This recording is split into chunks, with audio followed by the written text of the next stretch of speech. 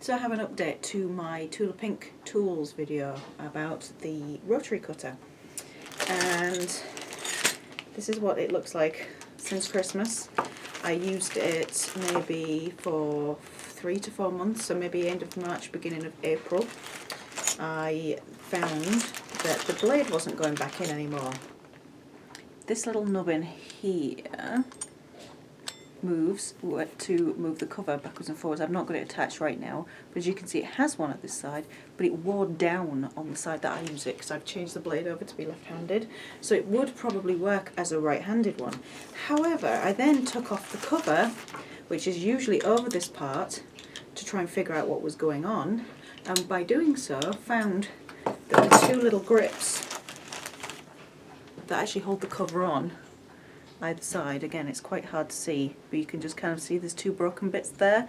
They usually go down, there's a little notch in the middle, and that's what actually holds them onto usually holds it onto this part here once it's gone through the blade. So it's 3 pieces of plastic were broken on this.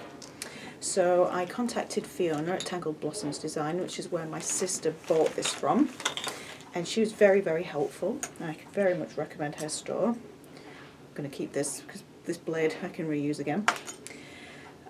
So I contacted her about it, and she said that she hadn't had this problem before. I couldn't find anything online when I researched it, but she said she'd order me a new one. So this came from the distributor directly. Got this in this box, all set up to make this video that I'm making right now. And then I took it out of the box, and as you can hear it rattles because the cover will not open or close. So it's fresh out of the box, and this has no blade cover, which is really quite dangerous. So I've had to give up completely on these cutters, which is a shame because I like the weight of them, but for $98 Canadian, it's, yeah, I expect it to last more than 4 months.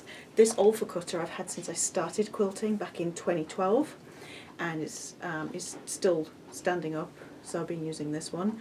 So I expect, this was something like, well, I bought this in the UK, so this was about £15.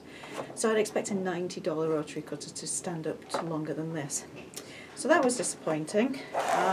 So what I've got now, Fiona has very kindly looked into what else her distributor can get me. She sent me a link, told me to just find a rotary cutter. It's not necessarily anything she had in stock, but I bought this one, the Fiskars Ergo Control. And this feels nice as well. It's not as weighty as the Tula Pink one, but it seems a bit more reliable. So I've already switched the blade over to be left-handed. The spring-loaded is a little bit heavy for me. So I think it's because I'm used to this cutter where you put the blade protector down and then you're free to use it until you put it up. With this you have to kind of squeeze to uncover the blade. So I don't generally work like that yet. It's going to take me a bit of getting used to.